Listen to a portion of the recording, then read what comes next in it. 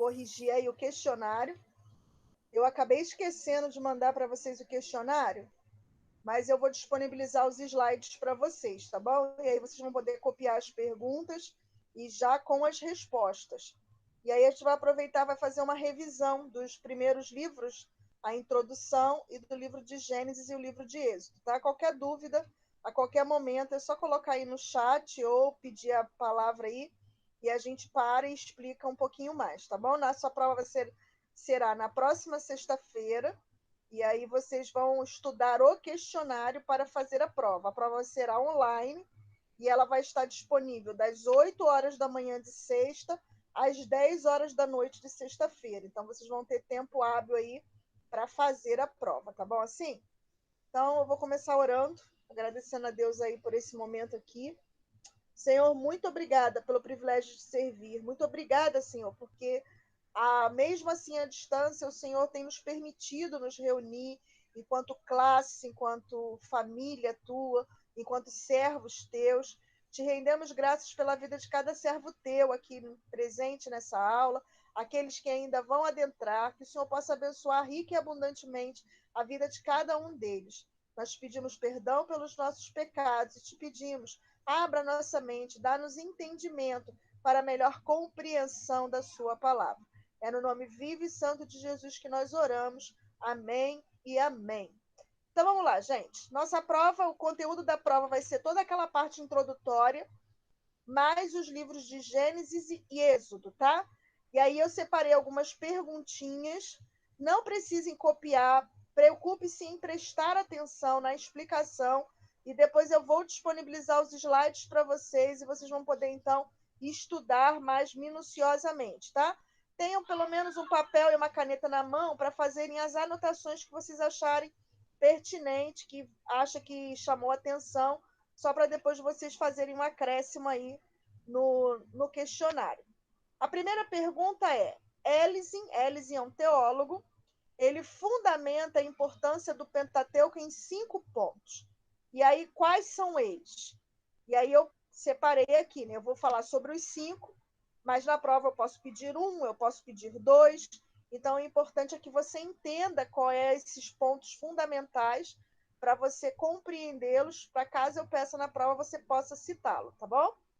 Primeiro, Ellison vai fundamentar a importância com relação ao fundamento cósmico, porque o livro, né, os livros do Pentateuco, eles vão explicar o cosmos, lembrando que cosmos é criação, então é tudo que a gente conhece como criação, e ele vai dar um único relato antigo que identifica a primeira causa, lembrando que a ciência, a física, ela procura o que eles chamam de partícula de Deus. Qual foi a primeira causa do universo? E Moisés, quando fala o primeiro capítulo, o primeiro versículo, ele vai dizer: no princípio criou Deus os céus e a terra, nos dando uma ideia de que o princípio fundamental do universo, a causa, né, a primeira causa, foi o próprio Deus, a sua vontade deliberada. O segundo fundamento é o étnico, segundo Ellison, porque o Pentateuco ele vai descrever como é que se deu o começo e a expansão das 3 principais divisões raciais do mundo, entre elas os orientais, os negroides e os ocidentais. Então, qual foi a sua origem? Né? Como é que eles se dispersaram sobre a Terra? E o Pentateuco nos dá esse relato étnico. O relato histórico, porque o Pentateuco ele é o único livro mais antigo a traçar a origem do homem numa linha contínua a partir de Adão e Eva. Então, ele vai aos primórdios, aos nossos primeiros pais. Então, esse conceito histórico, né, de dar uma história, um fundamento histórico para a humanidade. E, além disso, ele vai mostrar, num relato, como é que se deu a implantação do reino teocrático no mundo e a respeito do plano de redenção da humanidade. Então, basicamente, todos esses conceitos históricos estão presentes dentro dos 5 primeiros livros da Bíblia. O fundamento religioso, porque o Pentateuco, ele retrata a pessoa e o caráter de Deus, como é que se deu a criação do homem e a sua queda, além de revelar as alianças e promessas divinas para trazer redenção através de um divino redentor. A gente já é possível perceber isso já nos primeiros capítulos do primeiro livro, quando lá no capítulo 3, versículo 15, nós vemos ali a revelação de uma promessa divina de que Deus enviaria um descendente que traria redenção, restauraria o estado original da criação. E Ellison também vai fundamentar o que ele chama de elemento de importância profética, porque os livros do Pentateuco, eles têm temas proféticos. A história está centralizada no Messias, associada à profecia centralizada no Messias. Então, toda essa visão, ela é uma visão profética, e essas profecias vão preencher a história através das demais revelações. Então, basicamente, quais são os 5 pontos? É o ponto cósmico, étnico, histórico, religioso e profético. Questão 2. Qual a divisão didática do Antigo Testamento? Cite livro por livro. Por que eu chamo de divisão didática? Porque essa divisão, ela não foi inspirada pelos autores bíblicos. Alguém, assim como a divisão de capítulos e versículos foi feita posteriormente, essa divisão didática, ela também foi posterior à escrita dos livros. E elas servem aí para facilitar o nosso estudo. Então, dentre essa divisão didática, nós vamos ter o Pentateuco, que é composto dos 5 primeiros livros da Bíblia, que são eles: Gênesis, Êxodo, Levítico, Números e Deuteronômio. Então, o Pentateuco possui 5 livros. A segunda divisão é os livros históricos, que vão narrar a história de Israel. São 12 livros, que são eles: Josué, Juízes, Ruth, os livros de 1º e 2º Samuel, de 1º e 2º Reis, de 1º e 2º Crônicas, Esdras, Neemias e Esther. A terceira divisão é com relação aos livros ditos poéticos, que são os livros que narram a poesia hebraica. São eles Jó, Salmos, Provérbios, Eclesiastes e Cânticos. Então, são 5 livros que compõem os livros poéticos. E a última divisão é a divisão dos livros proféticos, que possui uma subdivisão, que são profetas maiores e profetas menores. Entre os profetas maiores, nós temos 5, que são eles: Isaías, Jeremias, Lamentações, Ezequiel e Daniel. E os profetas menores, que são 12, que são eles: Oséias, Joel, Amós, Obadias, Jonas, Miqueias, Números, Naum, Abacuque, Sofonias e Ageu, Zacarias e Malaquias. Então, são os 12 ditos profetas menores. Só a nível de curiosidade, a Bíblia de Jerusalém, a Bíblia hebraica, ela possui 24 livros no Antigo Testamento. Aí você pode dizer, então é diferente do nosso? Não, o que é diferente é a divisão. Enquanto o nosso Antigo Testamento possui 39 livros, lá, só para você ter uma ideia, os livros de Jeremias e Lamentações, eles compõem um único livro. Assim acontece com os livros de Samuel, Reis e Crônicas. Não tem essa subdivisão igual a nossa Bíblia, de primeiro e segundo. Professora, Oi. me desculpa. Nada, Eu pode acho falar. que Naum tá errado. Tá na ordem errada aí? Pode Não, estar errado aqui na digitação. não, é porque Naum tá NM. Eu acho que é NA, não? Ah, perdão, exatamente. Acho que é por isso que eu falei números. É Exato. exatamente a nomenclatura e a abreviação, né? Pode corrigir aí, gente. Na 1. É NA, isso mesmo, Celso. Obrigada. E os 12 profetas menores, eles compõem um único livro na Bíblia hebraica, tá? Então, essa divisão que é diferente na Bíblia hebraica. São os mesmos livros, porém as divisões são diferentes. Então, só a nível de curiosidade. Questão 3. Explique a origem e defina a palavra Pentateuco. Antes de eu mostrar a resposta, Quando você já olha para a palavra Pentateuco, você já vai ter duas palavras gregas. A primeira é penta, que significa 5. É só você lembrar que o Brasil é pentacampeão mundial. E o teuco, que significa estojo ou vaso. Tá? Então, 5 estojos. E aí, o que seria isso? O que é o Pentateuco? Vulgarmente dizendo, vulgar, gente, não é de vulgar no sentido pejorativo, mas é no sentido de comum, né? Aquilo que é comum ao entendimento de todos. Então, vulgarmente dizendo, é os livros de Moisés guardados em 5 estojos. Tá? Então, são os livros de Moisés guardados em 5 estojos ou vasos. E aí, quando a gente vai para uma explicação um pouco mais coerente, né? Vai ver aí, essa palavra é uma palavra grego-latina, que significa o livro guardado em 5 vasos. É o costume, né? Isso reporta de um costume antigo de transcrever textos longos, não em livros, mas em papiros, e guardados em recipientes especiais que eram tidos como vasos ou estojo para guardar rolo de papiro. Por isso o nome Pentateucos. Então, estojo para rolo de papiros. Penta é 5 e teucos é estojo ou vaso. O Pentateuco, ele também é conhecido por Torá, que significa instrução. E aí tem a definição. São 5 livros de Moisés, que vão de Gênesis a Deuteronômio, guardado em 5 vasos. Próxima questão. Cite evidências internas e externas sobre a autoria mosaica do Pentateuco.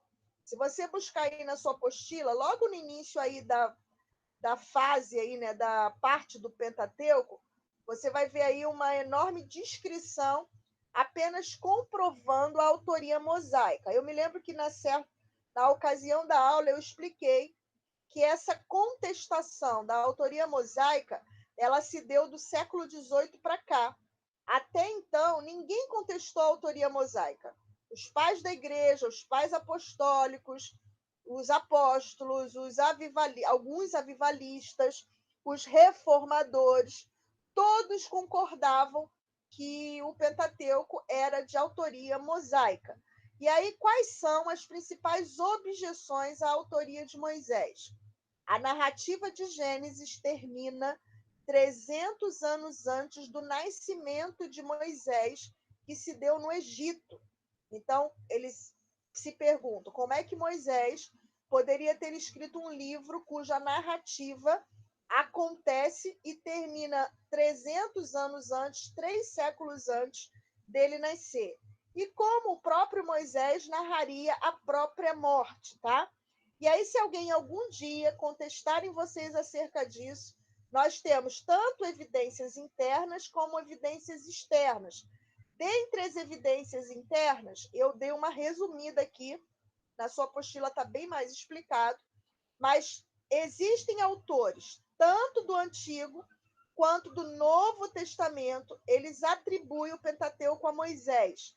Então, de uma coerência, de uma harmonia, de uma compreensão, no todo, os autores, tanto do Antigo quanto do Novo, eles vão citar várias vezes o Pentateuco com referência a Moisés.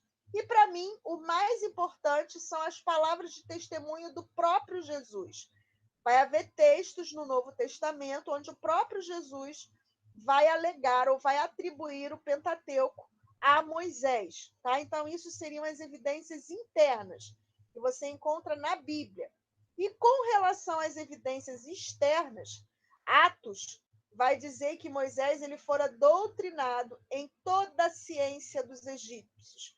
Então, Moisés, mais do que qualquer outro homem do seu tempo, ele tinha capacidade e preparo para escrever o Pentateuco. Além do mais, ele foi testemunha ocular do Êxodo. Então, do Êxodo até o Deuteronômio, Moisés vivenciou toda aquela narrativa e, como testemunha ocular, ele poderia escrever facilmente toda aquela narrativa. E aí você pode perguntar, mas, professor, então como é que fica com relação a narrativa do Gênesis, a gente vai ver que isso pode ter acontecido ou por tradição oral, que era a prática da época, ou por revelação divina. Eu acredito que tenha sido pelos dois meios.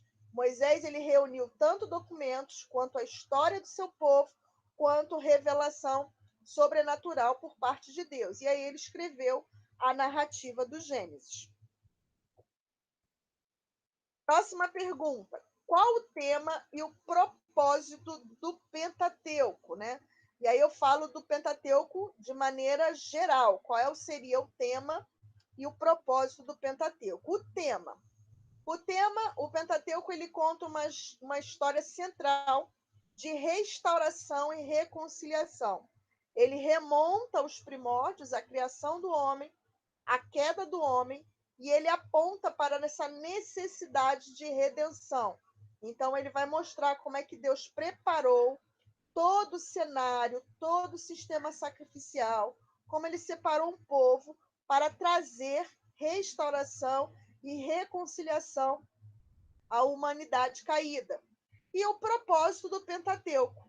O propósito de Moisés, ao escrever o Pentateuco, era educar o povo de Israel acerca da sua identidade. Israel precisava entender que a sua escolha, né, a escolha de Deus para Israel, ela trazia consigo não somente privilégios, mas ela carregava consigo também responsabilidades. E o povo precisava entender que aquela escolha, aquela eleição de Abraão, de Israel, ela não era uma eleição somente que trazia benefícios e privilégios para Israel, mas ela também trazia consigo uma carga de responsabilidade. Data em que foi escrito o Pentateuco. Provavelmente, o Pentateuco teria sido escrito durante a narrativa ou durante os acontecimentos do livro de Números, por volta de 40 anos. Lembrando que o livro de Números, ele narra a história da peregrinação. Como é que o povo ficou andando em círculos no deserto, porque toda aquela geração havia sido punida por Deus e sentenciada a não entrar na terra prometida por conta do seu coração endurecido. E isso aí levou 40 anos até que toda aquela geração morresse e nascesse uma nova geração. E isso teria acontecido por volta de 1440 antes de Cristo, tá? Então percebam que as perguntas elas têm respostas objetivas para você entender facilmente e você responder. Lembrando mais uma vez, né? Não é só importante você gravar, o importante é você entender, porque quando a gente entende, a gente não esquece mais, mas quando a gente grava, a possibilidade, a probabilidade de nós esquecermos é muito grande. Próxima pergunta. Escreva o esboço simplificado dos livros de Gênesis e Êxodo e os temas dos livros. Então vamos lá. O livro de Gênesis, eu expliquei para vocês. Na sua apostila tem um esboço detalhado do livro de Gênesis. O que seria um esboço? É separar o livro por temas principais. Mas tem um teólogo que agora me fugiu o nome, ele separou, ele fez um esboço do livro de Gênesis que é fácil para o nosso entendimento. E o livro do Gênesis ele é dividido em dois blocos. E que blocos seriam esses? Do capítulo 1 ao 11, o Gênesis trata dos 4 grandes eventos. Que eventos são esses? Criação, queda, corrupção da humanidade, que trouxe como consequência o dilúvio, e, por último, o quarto evento é a Torre de Babel com a dispersão das nações. Então, a primeira parte do Gênesis, que vai do capítulo 1 ao 11, ela narra 4 grandes eventos. Do capítulo 12 ao 50, Moisés vai narrar a história de 4 grandes personagens, que são eles Abraão, Isaque, Jacó e José. Então percebam aí que mais da metade do livro dedica a sua atenção à história desses 4 personagens. O tema do livro do Gênesis é a origem, é só você lembrar do primeiro capítulo. Né? Ele vai contar a história das origens, da origem do homem, da origem da sociedade, da origem das cidades, da origem do Estado, a origem do pecado, a origem da família. Todas essas origens, elas estão contidas dentro do livro do Gênesis. E o livro do Êxodo? O livro do Êxodo ainda é mais fácil ainda. Antes de eu passar para o livro do Êxodo, deixa eu só recapitular rapidamente a história, né, o resumo desses 4 eventos. A criação, que vai revelar um Deus soberano, um Deus extremamente poderoso, onde ele fala e tudo se faz, criador da matéria, da energia, do espaço e do tempo. E o homem como a coroa da criação. Então, a criação vai revelar esse Deus extremamente poderoso e soberano, tá? E aí ela vai mostrar, então, essa harmonia, né? Como Deus fez e criou todas as coisas com o objetivo de criar um ambiente propício ao desenvolvimento do homem. O segundo evento é o evento da queda. A criação perfeita de Deus, ela é seguida pela corrupção. O primeiro homem, ele peca e é separado de Deus, e o desgaste, né, o efeito do pecado no homem vai fazendo com que essa criação ela vá sendo degradada, e essa queda traz consigo a necessidade de redenção. É quando Deus, lá no capítulo 3, versículo 15, promete essa redenção. O terceiro evento é o evento do dilúvio, né? O homem ele se corrompe de tal forma que Deus decide destruir a humanidade a partir de um dilúvio, poupando apenas a família de Noé e sua esposa e seus 3 filhos e as 3 noras. O homem ele vai multiplicando, né, com relação ao pecado, o pecado também se multiplica e Deus vai se ver compelido a destruir a humanidade, com exceção de Noé e sua família. O evento 4 é a Torre de Babel, a construção da Torre de Babel, como consequência desse feito de desobediência por parte do homem. Deus vai dispersar as nações a partir da confusão de línguas, né? Deus vai fragmentar a língua mãe, a língua máter, e ele vai, dessa maneira, ele vai obrigar com que aquela geração pós-diluviana seja dispersa sobre a face da terra, a fim de obedecer os propósitos de Deus. E com relação às 4 pessoas, eu posso pedir, então, que você fale sobre um desses 4 personagens na Bíblia. E essas 4 pessoas, que são narradas a partir do capítulo 12 ao 50, quando Moisés vai concentrar a sua narrativa em um homem, em uma família e em um povo. E ele só vai tratar a respeito das outras nações à medida que ela se relacione com esse povo. Esse homem é Abraão, que foi chamado por Deus de uma cultura idólatra. Ele faz uma promessa, esse homem, né, uma aliança. Essa promessa com Abraão, ela é uma promessa incondicional, ou seja, Deus ele se coloca como pagamento, né, como prova dessa promessa, ele se coloca em prova dessa promessa de que ele abençoaria Abraão e faria dele uma grande nação. A promessa, né, pactual que Deus faz com Abraão, ela consistia em três pontos: a promessa de uma terra, a promessa de inúmeros descendentes e a bênção. Então, isso basicamente fundamenta a promessa feita a Abraão. Abraão obedientemente segue a Deus. Ele, já com 99 anos, ele vai gerar Isaac, que é o filho da promessa, né, sobre quem Deus tinha uma promessa. Deus também vai, como é que se fala, estabelecer um pacto, né? Ele vai reiterar o pacto feito a Abraão. Ele vai reiterar a Isaac como filho de Abraão. Isaac, por sua vez, tem 2 filhos, Jacó e Esaú, filhos gêmeos. O mais velho, ele ignora, né? Ele despreza a bênção da primogenitura, e com isso Isaac abençoa Jacó, que era um homem extremamente egoísta, usurpador, barganhador, tudo de ruim você encontra em Jacó, mas ao encontrar-se com Deus, Deus muda o seu caráter e ele vai passar a ser o pai das 12 tribos, que leva o seu nome, que é trocado de Jacó para Israel.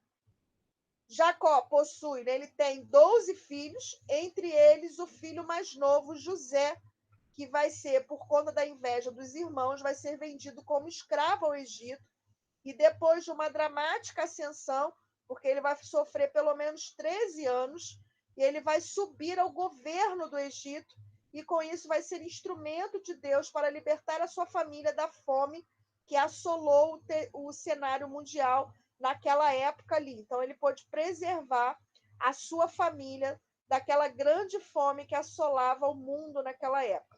Então, basicamente, é um resumo biográfico desses 4 personagens dos quais trata a segunda parte do Gênesis. O resumo do Êxodo é um pouco mais fácil. Eu não sei por que não está ficando. Agora vai. O tema do Êxodo é redenção.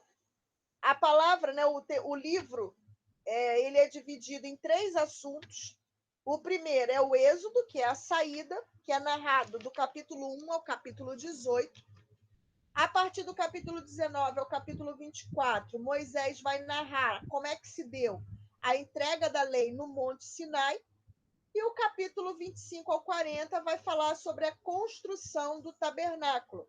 Então, basicamente, o livro do Êxodo, cujo tema é redenção, porque vai narrar a história de como Deus redimiu o seu povo da escravidão egípcia, ele possui esses 3 grandes temas, esses 3 assuntos.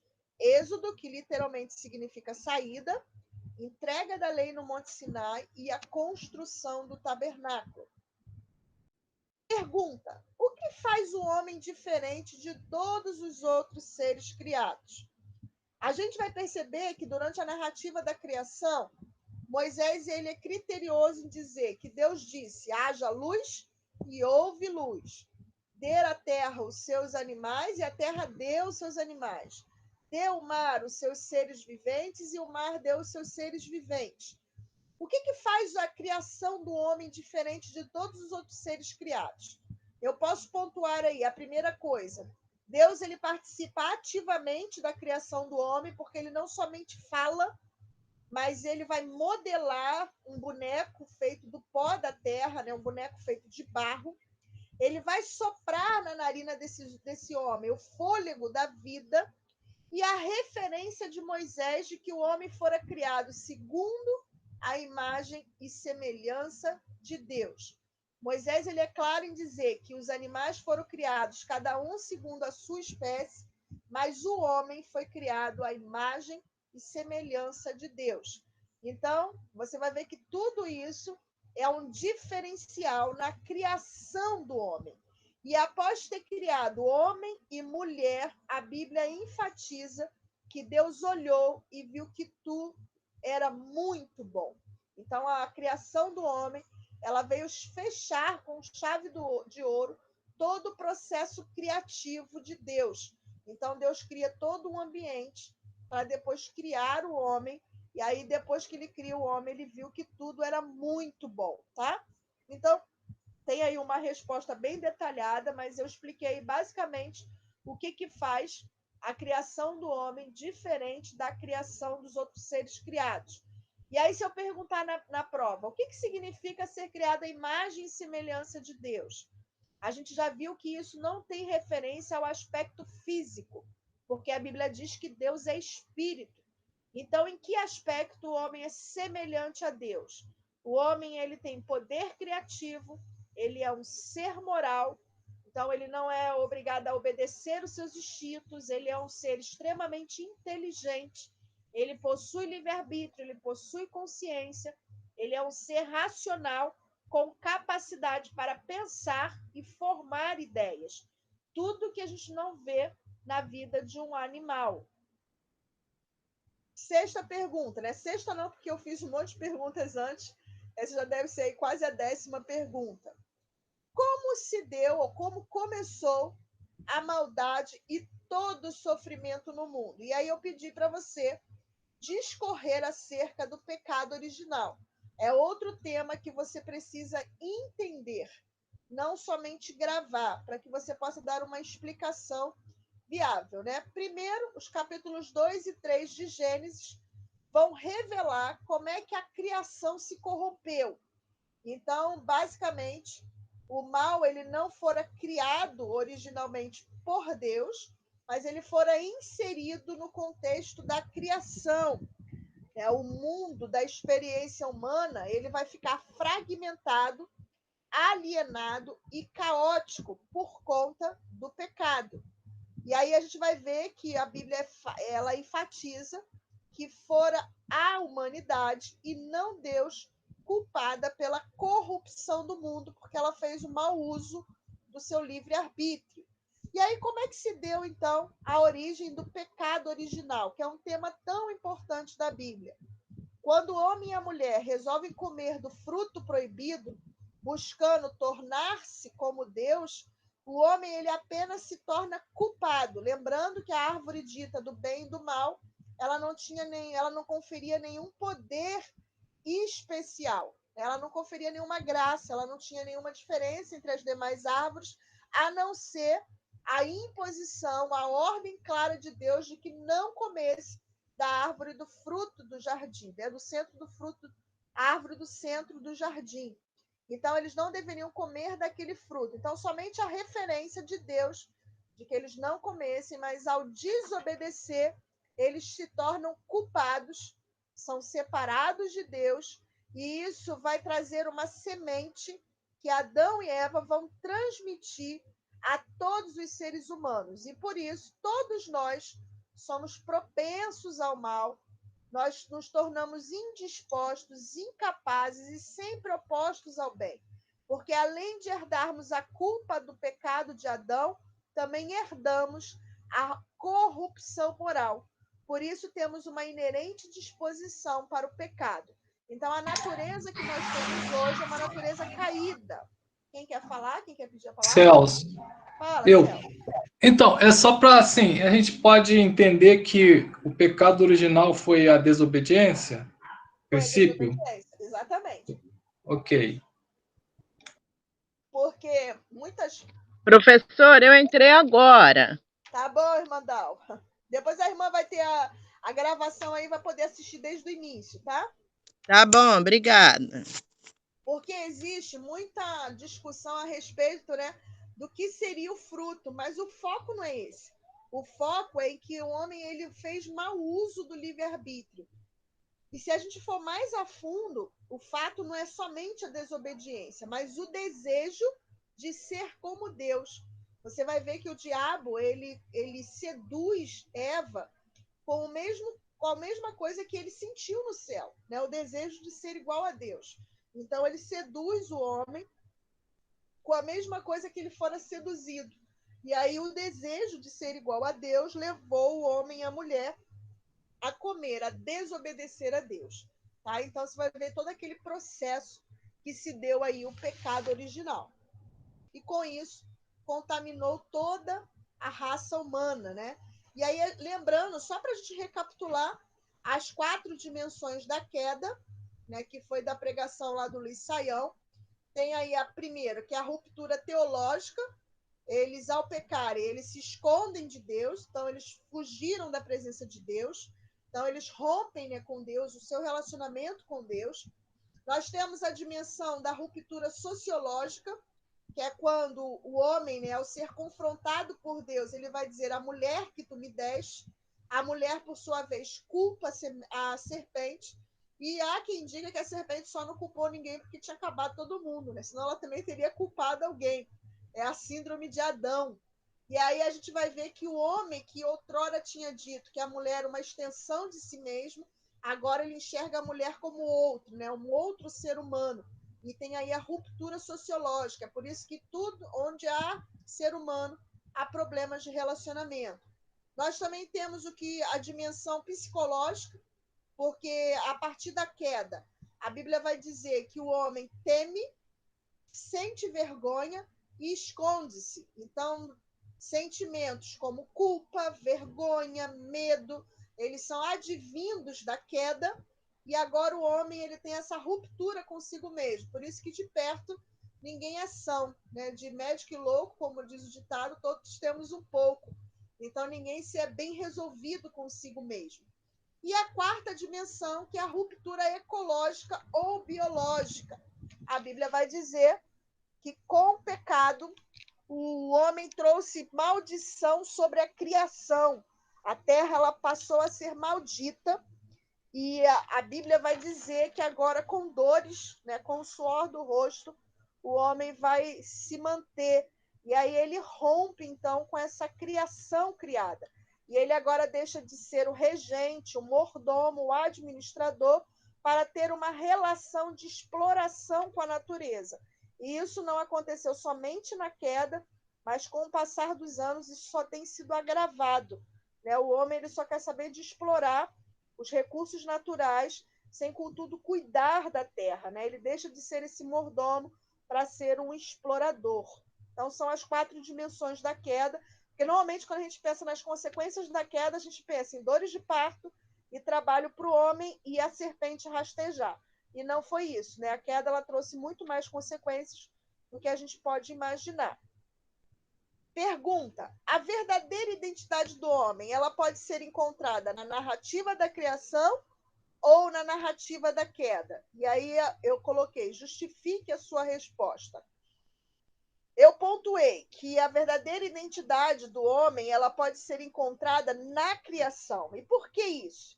Porque o homem ele foi originalmente criado bom e perfeito, com dignidade, criado para ter comunhão plena com Deus.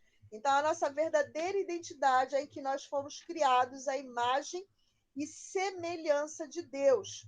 Tá? Então, ele não foi criado para pecar. E a Bíblia vai fazer diversas referências nesse sentido. Quer ver um deles? O homem não foi criado para morrer. A morte é uma consequência do pecado, é a penalidade do pecado. A Bíblia vai dizer que o inferno não foi criado por homem, mas para o diabo e seus anjos. Então, tudo isso nos leva a crer que a identidade do homem verdadeira é encontrada na narrativa da criação, porque todo homem ele fora criado à imagem e semelhança de Deus. Próxima questão: como refutar a posição evolucionista da origem do mundo material e imaterial da origem humana? Então vamos lá. O que diz a teoria da evolução? Que nós passamos, toda a criação passou por um processo evolutivo. Então, ao passar dos anos, que segundo eles são milhares e milhares de anos, aquilo que era o ser original, ele foi sofrendo mutações até se tornar no que a gente tem hoje. Então, a zebra não nasceu zebra, a girafa não nasceu girafa, e, consequentemente, segundo a teoria evolucionista, o homem não nasceu homem, ele nasceu macaco, e com o passar dos anos, o macaco foi evoluindo até se tornar homem. Tá? Tem algumas perguntas, né, que a gente faz por isso, né? Por que o homem ainda não continuou evoluindo? E por que ainda existem macacos, já que o macaco passou por um processo evolutivo a ponto de se tornar homem? E aí, como é que a gente pode combater essa posição evolucionista? Quando você tem alguém que crê na Bíblia, que crê em Deus, você pode apelar para as Escrituras. O verbo hebraico que é usado quando Deus diz, quando Moisés vai dizer que Deus criou, é o bara. E o bara, ele é um termo, né? Ele é um verbo que ele só é usado quando o agente é Deus. Então, o bara, ele significa trazer à existência, criar a partir do nada aquilo que não existia. E Moisés vai usar esse verbo todas as vezes que se refere à criação da matéria, à vida do animal e à vida do homem. Então, partindo desse princípio, a zebra nasceu zebra, o cavalo nasceu cavalo, a ave nasceu ave, o homem nasceu homem. Tá? Então, basicamente, porque a gente apelou para o termo hebraico bara, que significa criar, que só é usado quando o agente é Deus, é uma atividade, é uma prerrogativa de Deus. E Moisés usa o termo bara quando ele fala da criação da matéria, da vida animal e da vida do homem, tá bom? Então, basicamente, a gente pode refutar a posição evolucionista da origem do mundo e da origem humana. É óbvio que se a gente tiver um conhecimento a mais de ciência, existem outros meios de refutar, mas biblicamente falando, a gente refuta usando aí o texto original do hebraico. Passando adiante, por que Deus não se agradou do nobre projeto dos filhos de Noé? Né? Primeiro, a gente vai ver que a finalidade da torre ela não estava ligada somente à questão de provisão e segurança e refúgio. A falta maior da edificação da torre estava no fato deles estarem desobedecendo uma ordem de Deus. Deus havia dito para eles no Pacto Noético, lá no capítulo 9 de Gênesis, que eles deveriam crescer e povoar a terra, multiplicar-se e povoar a terra. E eles decidiram, por si só, construir uma torre para estabelecer o seu nome. Então, o fato está intimamente ligado ao fato de que eles desobedeceram a uma ordem direta de Deus. Por isso que Deus não se agrada na construção, ou né, na resposta, claro que foi pejorativa, no nobre projeto. De nobre, esse projeto não tem nada, porque ele não conta com a participação de Deus. Quais os motivos pelos quais Deus confunde as línguas? Né? Então, quais os motivos que levaram Deus a confundir as línguas? Primeiro, rebelião à vontade revelada de Deus, soberba e exaltação humana. Podem ficar despreocupados que eu não vou pedir todos. Boa noite. Eu Eu posso. estou. Boa noite. O meu irmão está de serviço hoje, o Elias. Sim. Aí eu estou aqui, vou assistir uma parte para ele, tá bom? Tá bom, minha amada. Seja bem-vinda. Como é que é o nome da irmã? Meu nome é Rosane. Tá bom, irmã Rosane. Seja bem-vinda. Ok. O terceiro motivo, exclusão de Deus dos planos humanos. Então, a Bíblia fala sobre uma unidade que não glorifica Deus. É uma unidade que corrobora contra Deus, né? Quando o homem se une para ir contra os planos de Deus. E, por último, tudo indica que os zigurates, que são aí possivelmente as construções que se assemelhavam à Torre de Babel, ela tinha também o quesito idólatra, né? O último andar, o último pavimento da torre, ela tinha conceitos idólatras, adoravam-se os astros e elementos da natureza. Então, tudo isso levou Deus a confundir a língua daqueles personagens, porque eles estavam desobedecendo, então, uma ordem direta de Deus. Gente, tranquilo até aqui? Posso continuar? Ninguém quer falar nada, como tirar dúvida? Concentração total, professor. Concentração total? Então vamos lá, vamos adiante. Quais são os 3 aspectos da lei? Se vocês lembram, na primeira aula, lá nas primeiras aulas do Êxodo, quando a gente falou lá sobre a entrega da lei no Monte Sinai, nós passamos aí pelos 3 aspectos da lei, né? Que seriam eles.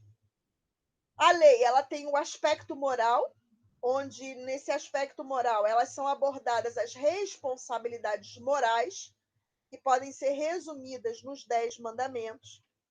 Além do aspecto moral, ela possui o aspecto cerimonial e cultural, porque a lei tinha como propósito legislar, né, legalizar o sistema sacrificial e as festas, os dízimos, os deveres cerimoniais.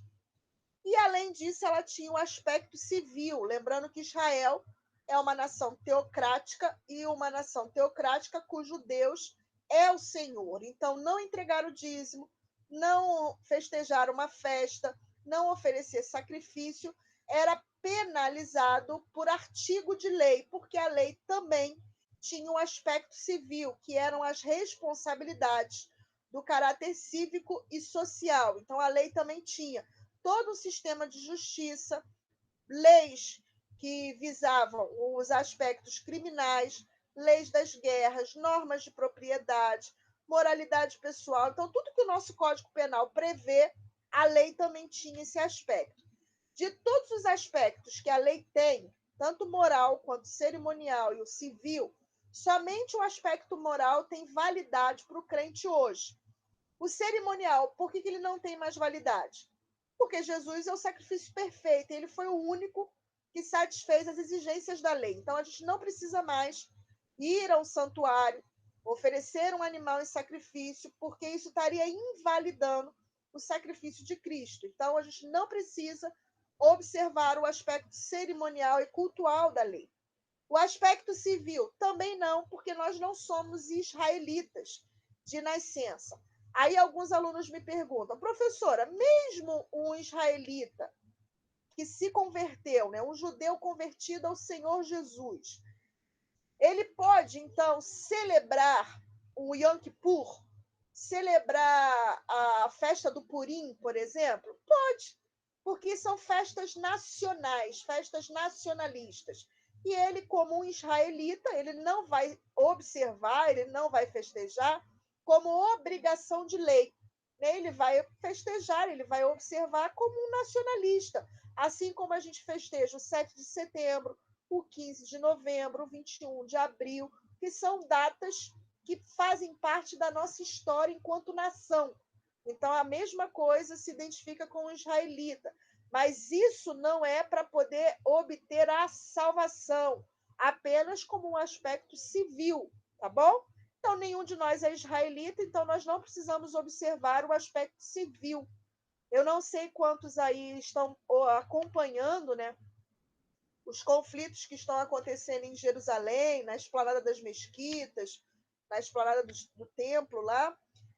E aí uma das coisas que a gente pode observar é que Israel ele ainda conserva algumas tradições, algumas leis de guerra que é possível encontrar na Bíblia. Normalmente o que você vê é Israel reagindo ao ataque.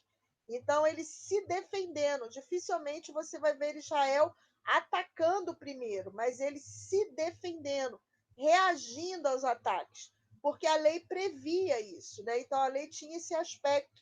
Então, você vai ver algumas observações que é até curioso de você ver ainda.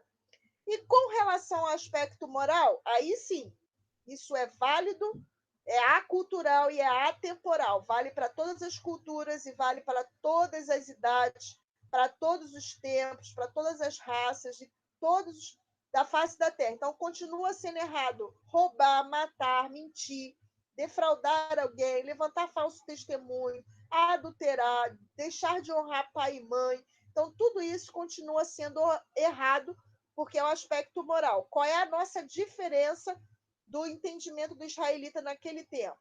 É que eles cumpriam a lei com o propósito de serem salvos. O crente, ele cumpre o aspecto moral da lei porque ele é um salvo e ele quer agradar a Deus, mas não com o objetivo de ser salvo. Essa é a principal diferença, tá bom? Passando aí, como se divide os 10 mandamentos, né? Eu coloquei até quais aí, mas não é necessário citá-los. Apenas como se divide os 10 mandamentos. Dos 4 primeiros, né, do 1 ao 4, eles vão tratar dos deveres da pessoa para com Deus. Então, eles tratam do relacionamento certo do homem para com Deus. Se você puder agora, na sua mente, pensar numa cruz, o primeiro até o 4º mandamento, eles estão apontando para cima, para Deus. Do 5º ao 10º mandamento, eu botei até do 6º, mas está errado, tá, gente? É do 5º ao 10º mandamento, que são os 6 últimos mandamentos, eles vão tratar dos deveres que o homem tem para com o seu semelhante, então com o seu próximo. Então aí é como se você fosse a haste da cruz que aponta para o lado. Então ela vai dizer respeito ao relacionamento do homem com o seu próximo. Então, os primeiros 4 apontam para Deus e os últimos 6 apontam para o lado. Então, a lei, ela previa, né, os 10 mandamentos, ele previa um relacionamento certo com Deus e com o próximo.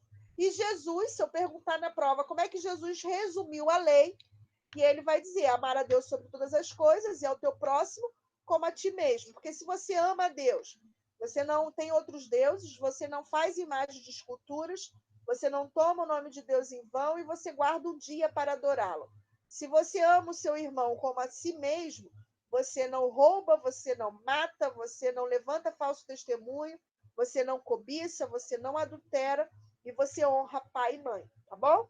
Então, basicamente, Jesus resumiu a lei nesses 2 mandamentos. Próxima questão: o que significa tabernáculo e por que Deus pediu a Israel que o construísse? A palavra tabernáculo significa habitação. É isso que você tem que entender. Tabernáculo significa literalmente habitação. Por que Deus pediu para que Israel construísse? Êxodo capítulo 25, versículo 8, para habitar no meio do meu povo. Então ele diz: e me farão um santuário para que eu possa habitar no meio deles. Então era o local da presença de Deus com o seu povo, era o símbolo visível de que ele era o seu Deus. E aí lá em João, no Evangelho de João, João vai dizer: e o verbo se fez carne, no original ali, e tabernaculou entre nós. Algumas versões ainda mantêm esse termo. Então, tabernaculou significa habitou entre nós, tá? Então, isso aqui era só uma sombra do que o próprio Jesus ia fazer no nosso meio. E aí o tabernáculo tinha como propósito revelar essa questão pedagógica de Deus habitando no meio do seu povo, tá? O tabernáculo, ele tinha, né, com seus símbolos, sistema sacrificial, ele foi o meio pelo qual o Deus Santo, transcendente, infinito, ele tinha comunhão com o homem pecador. Então, tabernacular ou acampar no meio do povo. E aí, a última questão aí é com relação ao desenho do tabernáculo. Então, é óbvio que eu vou pedir isso na prova, tá? Não tenho sombra de dúvidas. E aí eu queria que você desenhasse o tabernáculo. Então, semana passada, 2 semanas atrás, semana passada, não foi? A gente aprendeu como desenhar o tabernáculo. Então, o tabernáculo ele tem esse grande retângulo. Não se preocupe que eu não vou pedir medidas, não vou pedir de que tipo de tecido era feito as cortinas que cobriam externamente o tabernáculo. Isso não vem, não tem propósito, né? Eu não vou pedir esses detalhes, mas principalmente que você entenda quais eram os principais cômodos e os principais móveis que tinha e possuía o tabernáculo. Então, primeiro nós temos essa área externa grande aí, que é um retângulo, e nós temos então o segundo retângulo que fica no centro, né? Mais ao fundo desse primeiro retângulo, que vai ser dividido em 2 cômodos, né? Um retângulo no início e um quadrado perfeito, o segundo cômodo. Quando você entra nessa área externa, que se chama átrio ou pátio, o primeiro móvel que você vai encontrar é o altar de sacrifícios, que era onde o ofertante trazia o animal. A gente vai ver isso com mais detalhes na aula posterior à prova, quando a gente vai entrar no livro de Levíticos. E ele trazia o animal e ofertava em sacrifício a Deus. E ali o sacerdote, juntamente com o ofertante, nesse altar de sacrifícios, oferecia a oferta ao Senhor. O segundo móvel era a pia de bronze, que fora originalmente construída com os espelhos das mulheres hebreias. Então, era ali o local de purificação do sacerdote antes de adentrar a tenda da congregação. Então, ele tinha que lavar mãos, pés e rosto. Tá? Toda vez ele deveria se purificar cerimonialmente falando, antes de adentrar a tenda da congregação. Quando ele entrava na tenda da congregação, o primeiro cômodo se chama Santo Lugar, e ele possui 3 móveis principais. Quando você entra, à direita você vai ter a mesa dos pães da proposição, esse palavrão aí. São 12 pães sem fermentos que simbolizavam as 12 tribos de Israel.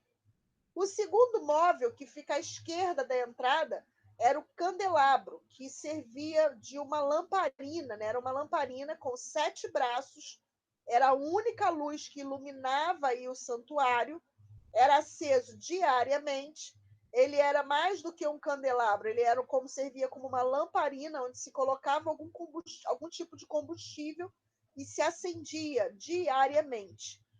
E o terceiro móvel, que ficava de frente para o véu, que separava o santo lugar do santíssimo lugar, que é o altar de incenso, aonde o sacerdote acendia o altar de incenso e oferecia orações. O véu separava os dois ambientes e no próximo cômodo, o único móvel é a Arca da Aliança, né, que tinha aí a tampa chamada propiciatório, aonde o sumo sacerdote, uma única vez no ano, adentrava esse ambiente para oferecer ali a expiação dos pecados de toda a nação. Essa tampa, ela tinha 2 querubins que olhavam para baixo, tá? Então, os querubins abrindo o acesso à presença de Deus. Dentro da arca, posteriormente, vai ser colocado as tábuas da lei, a vara de Arão que floresceu e uma porção do maná. Então, vai aparecer aí os nomes para você. Então, parte A, átrio ou pátio. Parte B, santo lugar. Parte C, santíssimo lugar. Primeiro móvel, altar de sacrifício. Segundo, bacia de bronze. Terceiro, mesa dos pães. Quarto, candelabro. Quinto, altar de incenso. Sexto, arca da aliança. E 7, o véu que separava os dois ambientes. Lembrando que o segundo ambiente ele pode ser chamado de Santo dos Santos ou Santíssimo Lugar. Eu já expliquei que no original hebraico não possui o superlativo Santíssimo. Então, é Santo dos Santos. Na nossa tradução, já traz a referência Santíssimo Lugar, tá? Gente, é isso. Nossa prova vai ser baseada nessas questões. Alguém quer fazer alguma pergunta, tirar alguma dúvida? Esse é o momento. Podem falar, a palavra está com vocês.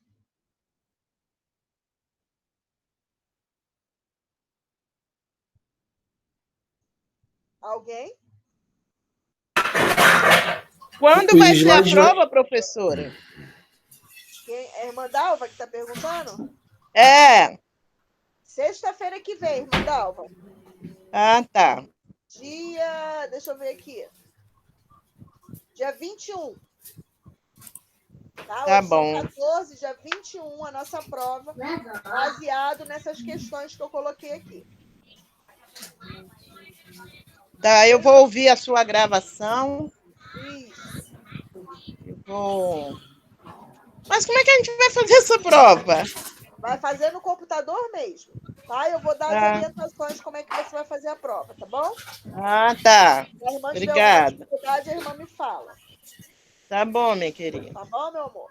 Gente, Tá. eu lancei... Enquanto as pessoas estão fazendo pergunta, eu lancei uma enquetezinha aí. Quem assistiu o vídeo do Tabernáculo do Luiz Saião, bota lá, sim ou não, por favor, para eu deixar registrado aqui o seu pontinho, tá? Então, quem fez aí é só marcar aí sim ou não. É só clicar naquele triângulo, quadrado, círculo que tem aí, à direita do seu vídeo, lá em cima, vai aparecer a enquete para você. E aí você vota aí. Tá bom? Esse questionário foi... Esse vídeo foi de semana passada? Oi, quem falou? Quem perguntou? A irmã do Elias. Esse vídeo foi aquele de semana passada? Esse de hoje, não. Ah, de hoje. É porque, não, desculpa, perdão, meu amor. Perdão. Esse vídeo aqui, é o vídeo do pastor Luiz Saião, que falava sobre o tabernáculo e a adoração. Isso, então, ele assistiu. Assistiu? Então, coloca ele aí. Assistiu. Pode colocar então, irmã Rosane, assim que eu coloco aqui. Ah, mas eu não estou achando. Então, A senhora anota, por favor? Anota sim. Ok. Gente, alguém mais quer fazer alguma pergunta? Os slides, professor, acho que a senhora já respondeu. Vai estar compartilhado lá, né? Vou compartilhar agora. Assim que a gente acabar aqui, eu já coloco lá no grupo já, tá? Os slides Ok. da revisão. Esse questionário semanal, aqui né? está muito pequenininho. Ele tem maior? A senhora vai botar ele no grupo? Maior? Vou colocar no grupo, Ok. tá bom? Ok, muito obrigada. Nada. Mais alguém? Quem não ouviu o vídeo, professor, ainda dá tempo ouvir? Ver? Dá sim, irmã Dalva. Até semana que vem a irmã me fala, tá? Tá bom, minha querida. Se ninguém mais tiver nada para falar, vou encerrar então, hein?